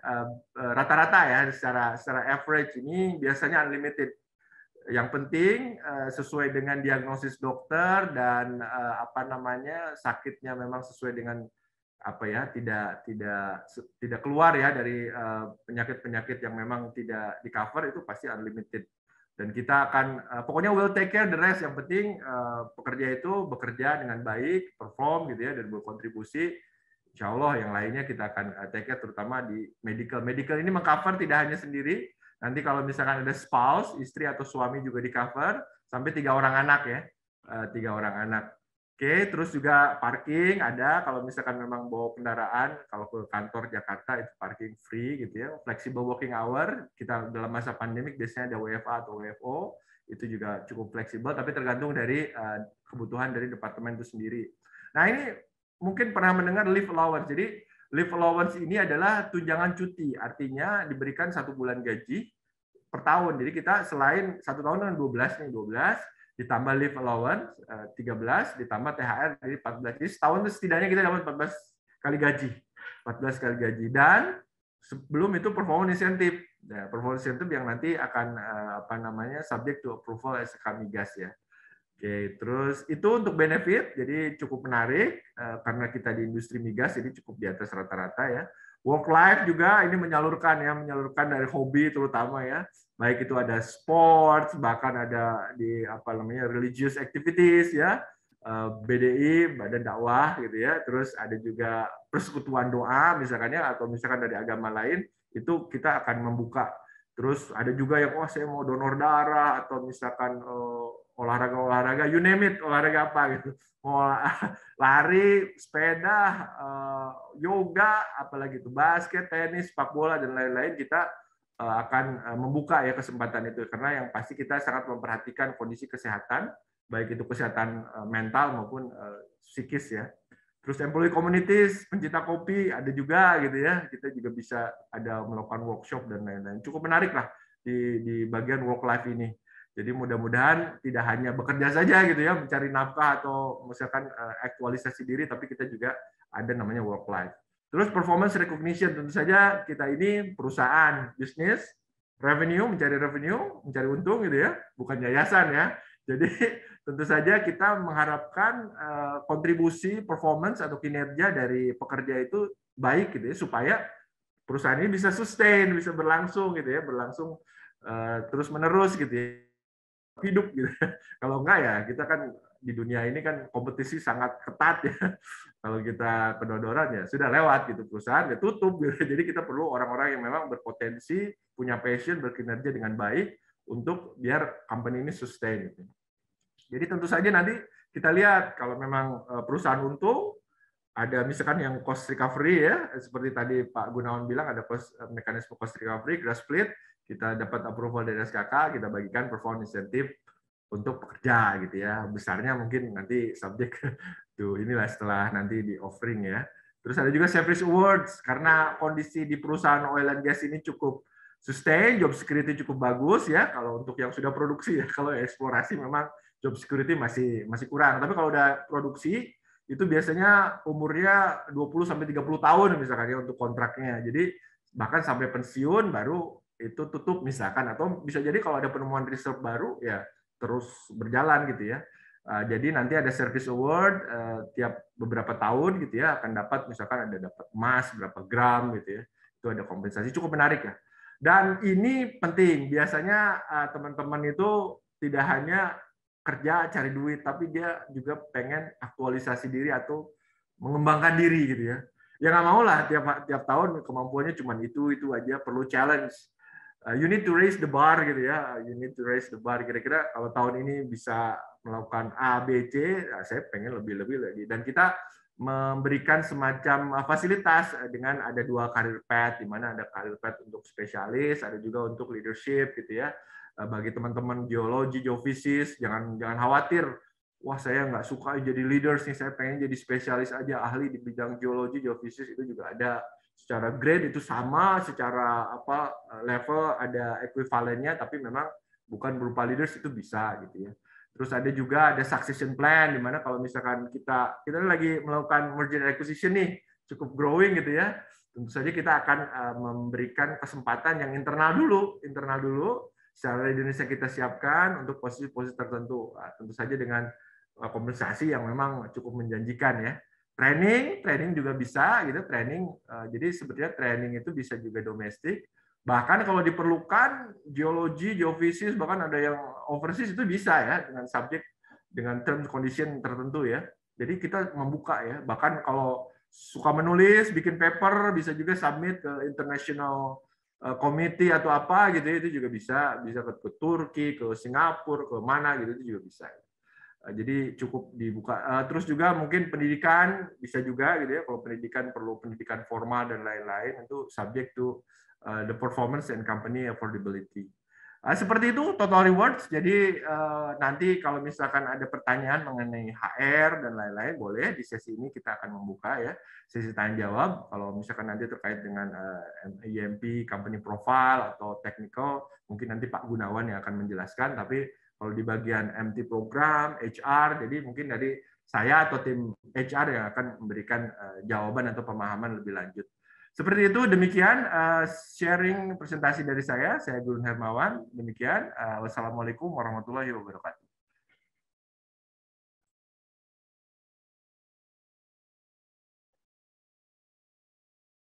Ibu Zera sepertinya masih di ya. Oke, baik. Sorry, mohon maaf. Terima kasih kepada Bapak Gurun selaku Organizational Development and Learning Coordinator PT Energi Mitra Persada atas materi presentasinya. Dan baiklah, saya yakin sekali pasti adik-adik sekalian punya banyak pertanyaan ya. Masih penasaran mungkin terkait dengan EMP ataupun program manajemen training yang ditawarkan. Untuk itu langsung saja kita masuk ke sesi tanya jawab.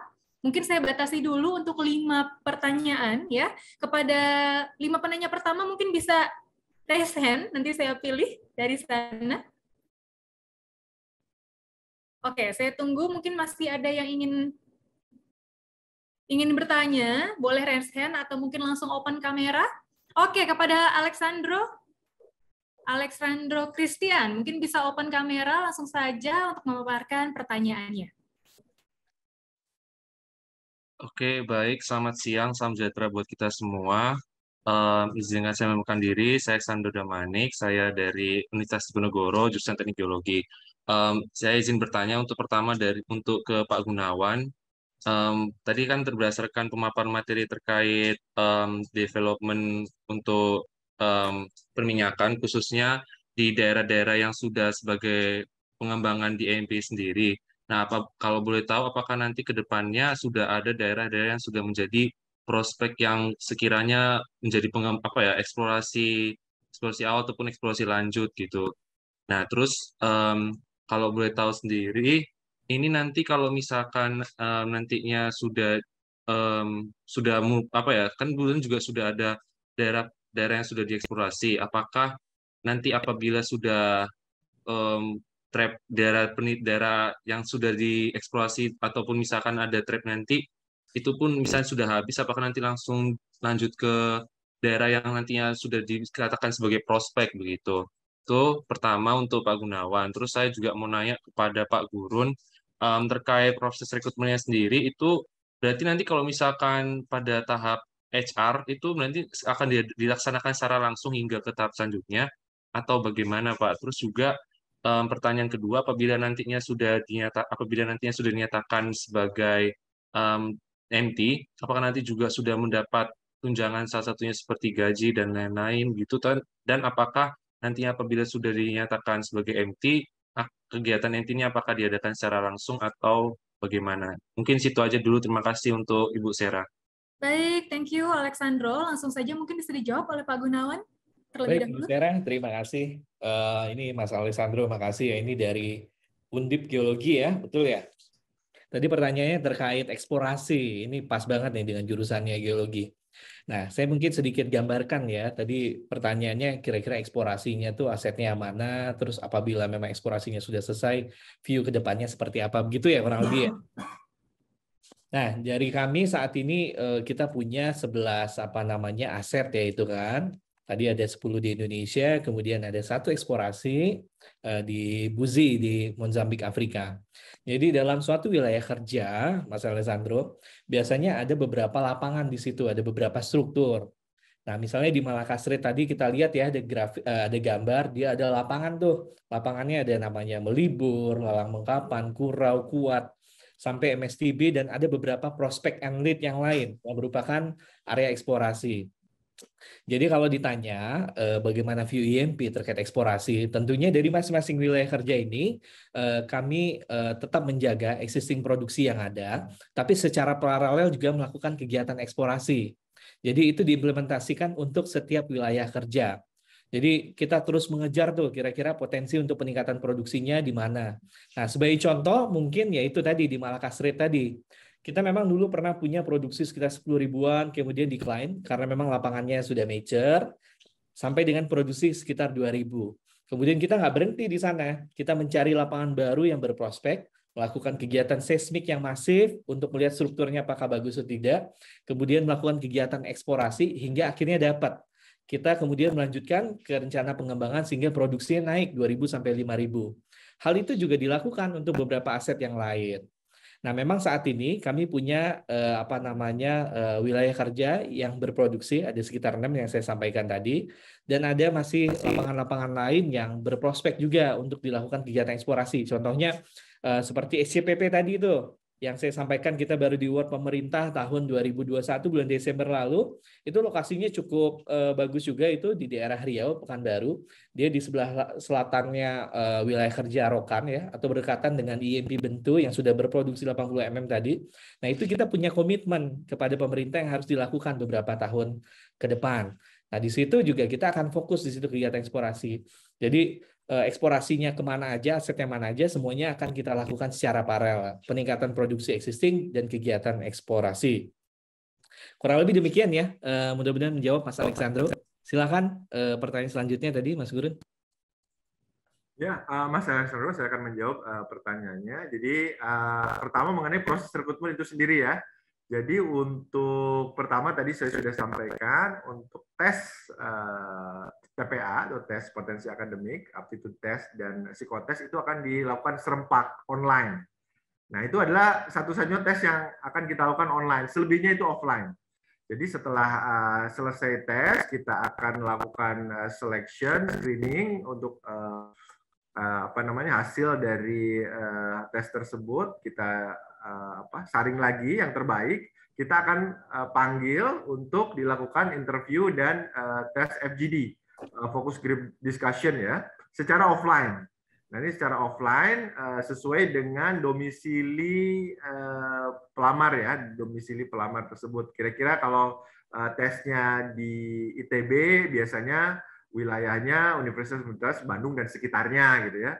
Kalau misalkan di Semarang itu bisa di mana? Bisa kita di UGM gitu ya, yang lebih dekat gitu ya. Kalau di Sumatera itu bisa di Riau, di Pekanbaru, seperti itu. Jadi dilakukan tes offline. Dan setelah itu kita akan melakukan saringan. Yang terakhir adalah nanti di Jakarta, itu juga offline. Jadi satu online itu untuk TPA dan psikotes itu serempak, selebihnya offline, tatap muka ya. Nah, apabila sudah dipilih ya ikut program MT selama 1 tahun, memang secara kompensasi belum sepenuhnya penuh ya seperti pekerja, karena ini dalam tahap MT. Nanti kita akan berikan offering selama program MT tersebut dengan kompensasi yang kompetitif. Dan setelah lulus program MT dan akan diberikan offering untuk menjadi pekerja ya, itu baru semua kompensasi yang tadi saya sampaikan itu akan entitled ya, seperti itu. Cukup jelas ya, Mas Alessandro jawabannya? Ya, baik Pak. Saya mau nanya lagi sama Pak Gunawan, tadi baru ingat juga. Jadi kan berhubung di Indonesia kan juga sudah banyak yang lapangan migas yang sudah produksi kan, dan tentunya pun juga dari jangka waktu pun juga nanti juga menjadi parameter. Nah, apabila nantinya dalam jangka waktu 10 hingga 15 tahun ke depan, itu kan tentunya juga perlu ada eksplorasi lanjut di daerah ataupun cekungan ataupun basin yang sekiranya masih prospek. Nah, itu berarti dalam setiap tahun ini apakah dari pihak IMP ini sendiri juga tentunya juga masih melakukan proyek yang masih bersifat rekon gitu, atau bagaimana ya Pak? Kan berhubung juga dalam jangka waktu ke depan kan suatu cekungan pasti juga nanti akan berkurang tentunya begitu. Dan saya juga mau nanya sama Pak Gurun lagi. Tadi juga Mohon saya maaf, baru Mas. Mungkin supaya dikasih kesempatan buat yang iya. lain. Iya, mungkin itu Mungkin aja. kalau Iya, masih nggak ada apa-apa. pertanyaan nanti bisa Heeh. langsung direct ya. Cuma mungkin nggak Iya. apa-apa karena Iya. tadi sudah dipaparkan. Mungkin Mas Gunawan bisa menjawab singkat Baik. dulu.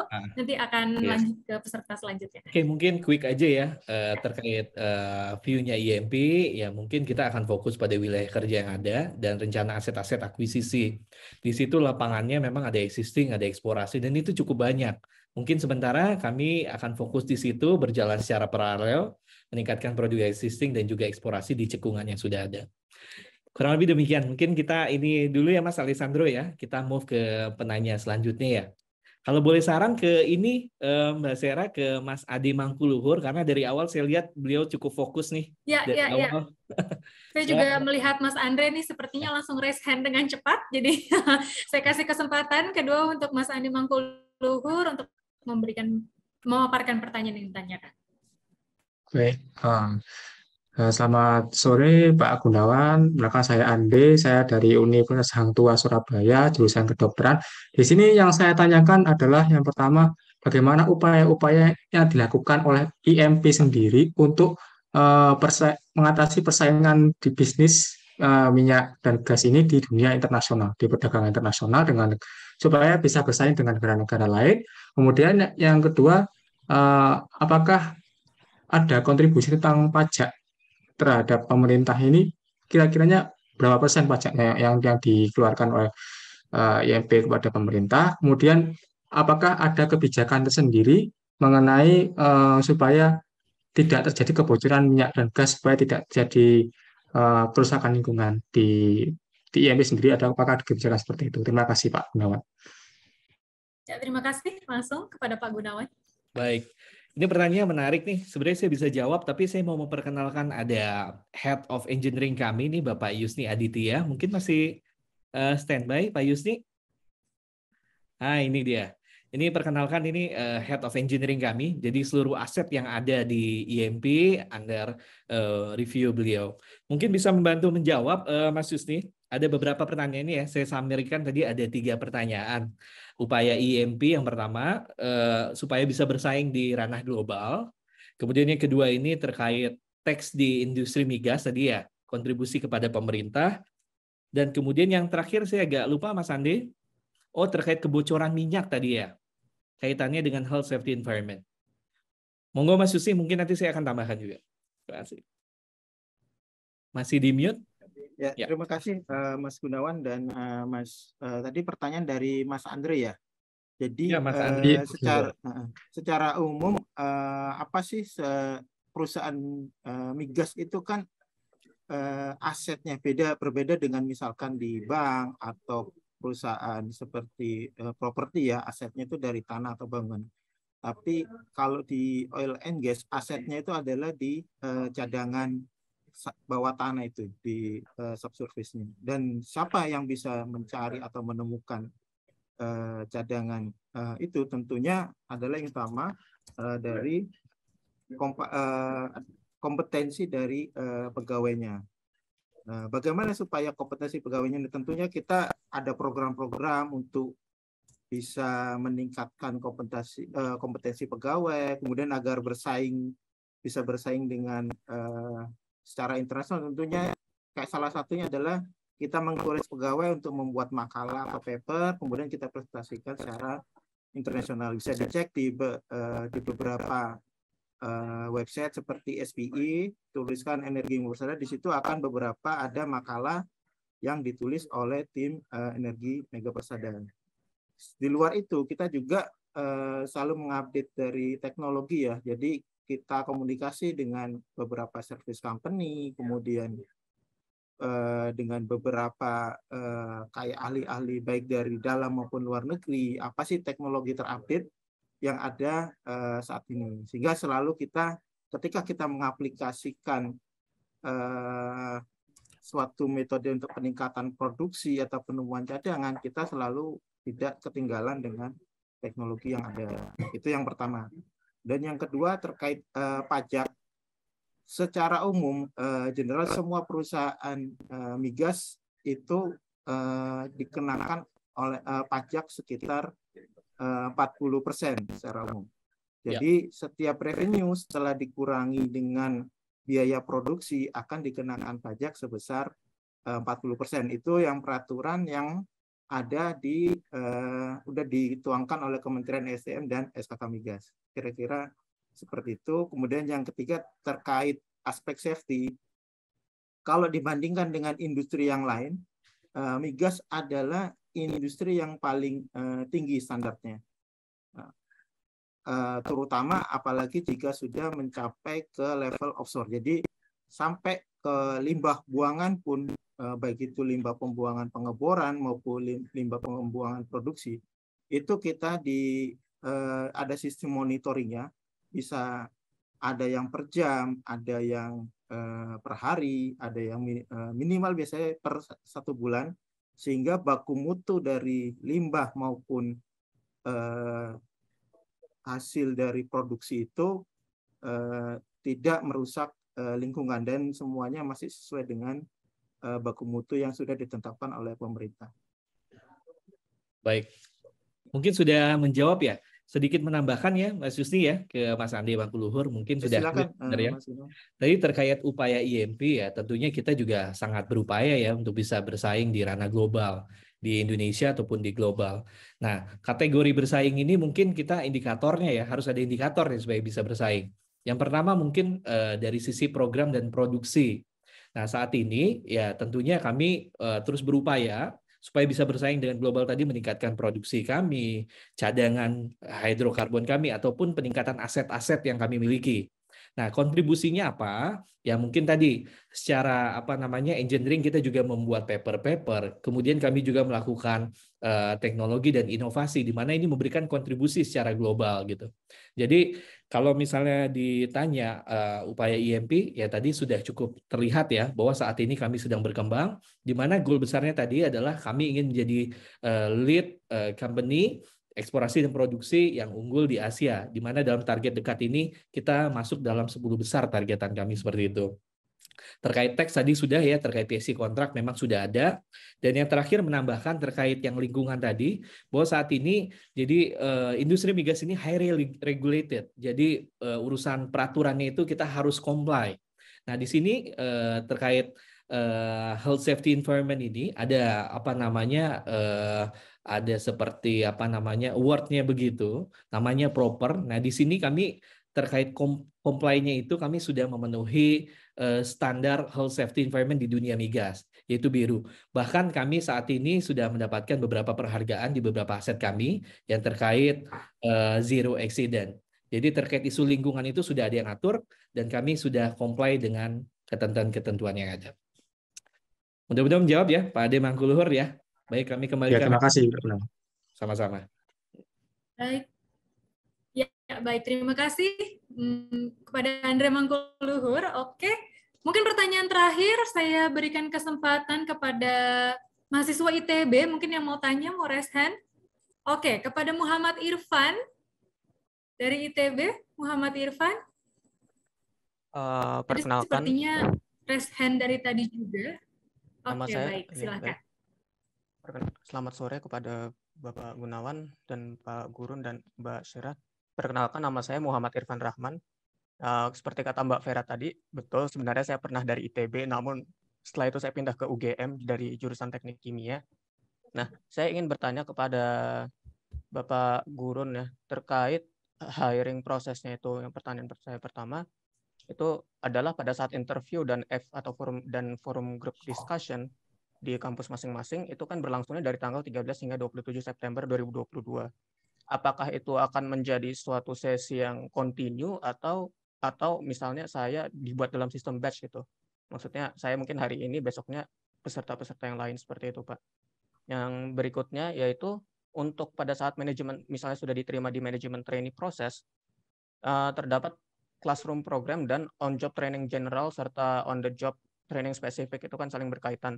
Yang ingin saya tanyakan, ketiga on-the-job training general itu kan ada rotational field assignment kan ya. Apakah itu seperti misalnya saya dari jurusan teknik kimia juga mesti harus bisa mengerti tentang konsep drilling maupun geoscience seperti itu. atau mungkin cuma spesifik saja itu? Seperti itu sih Pak. Dan untuk Pak Gurun sendiri saya ingin maaf. Tadi Pak Gunawan ya. Pak Gunawan saya ingin bertanya untuk IMP sendiri itu kan ada aset di Afrika namanya tadi Buzi, EPCC. Ya, EPCC. Saya ingin bertanya Pak, jika misalnya setelah lolos dari manajemen trainee atau menjadi salah satu karyawan tetap di IMP, apakah ada kesempatan untuk bekerja di luar negeri atau diletakkan bekerja di luar negeri di Afrika aset atau sebagainya, atau tidak seperti itu sih Pak? Dan yang mungkin apakah misalnya misalnya di cadangan di Sulawesi atau tadi mana Kang? South Sulawesi sudah habis. Misalnya saya bekerja di lokasi itu, apakah saya akan dipindahkan ke lokasi lainnya atau tidak seperti itu sih Pak? Terima kasih. Baik. Ya, terima kasih. Pada Muhammad Irfan, mungkin langsung saja dijawab. Oke, saya jawab langsung aja Mas Irfan ya. Jadi untuk rentang waktu pelaksanaan FGD dan interview itu memang dari tanggal 13 sampai 27 September itu untuk 5 tempat CDC. Jadi sebetulnya untuk pelaksanaannya sih cuma 1 hari saja gitu ya.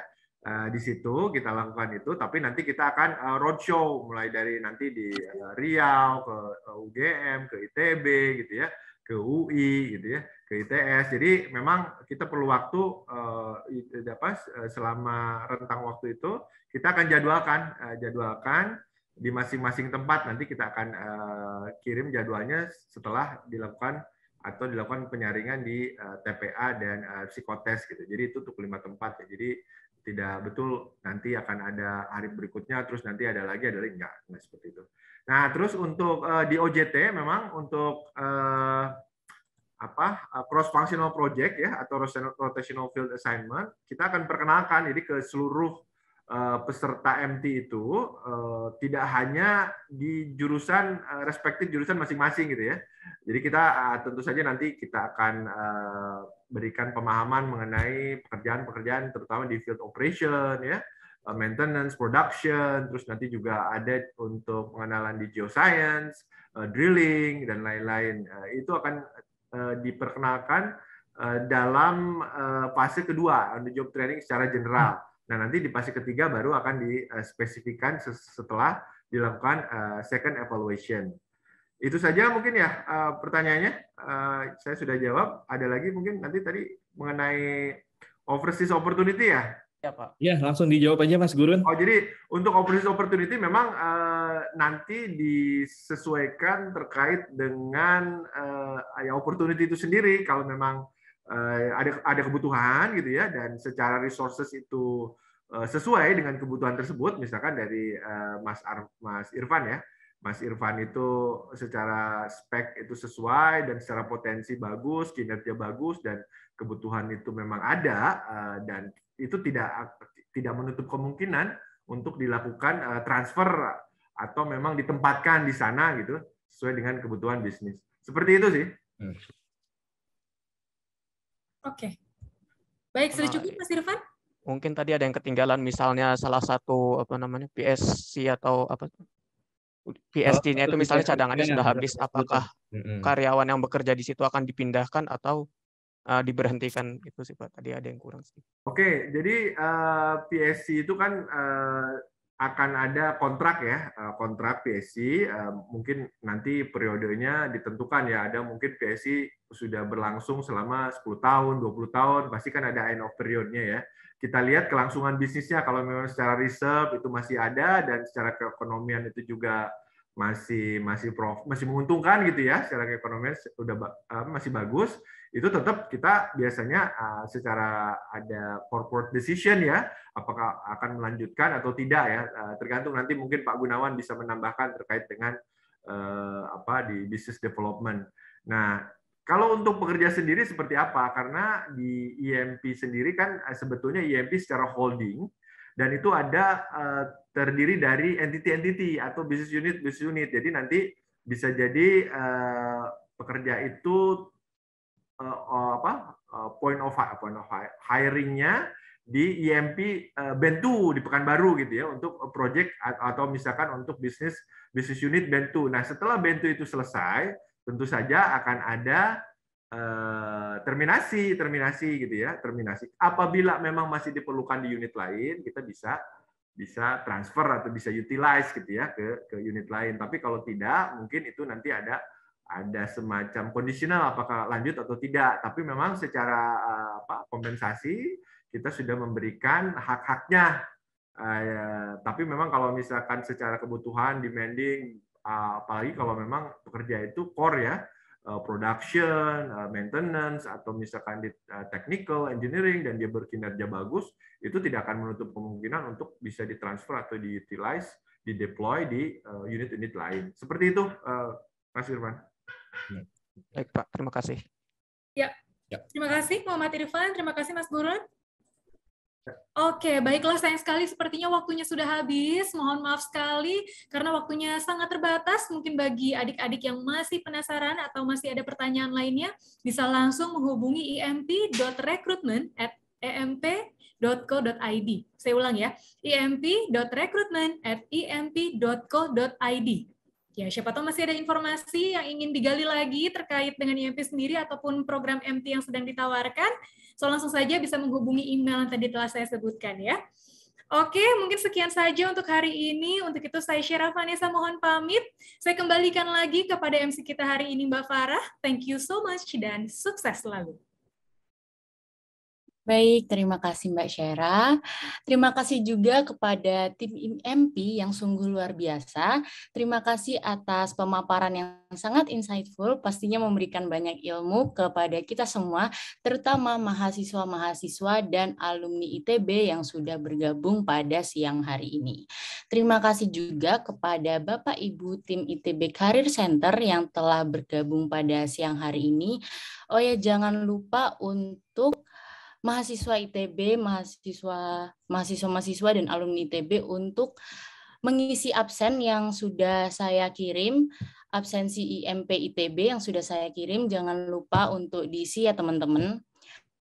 Dan untuk video rekaman pada hari ini juga nantinya akan diupload di YouTube ITB Career Center. Jangan lupa untuk mensubscribe ITB Career Center YouTube-nya dan juga follow Instagram ITB Career Center agar tidak ketinggalan informasi-informasi mengenai karir, webinar, dan acara seru lainnya. Saya mohon maaf jika terdapat kesalahan kata, perbuatan, maupun kekurangan selama acara ini berlangsung. Semoga kita semua sehat dan juga semangat. Saya Farah, selaku pembawa acara, pamit undur diri. Jangan lupa teman-teman untuk mengisi absen. Selamat siang. Wassalamualaikum warahmatullahi wabarakatuh. Sampai bertemu di acara webinar lainnya. Terima kasih. Waalaikumsalam. Terima kasih. Mbak Farah. Terima kasih Kak. Waalaikumsalam. Waalaikumsalam. Terima kasih Kak Syera.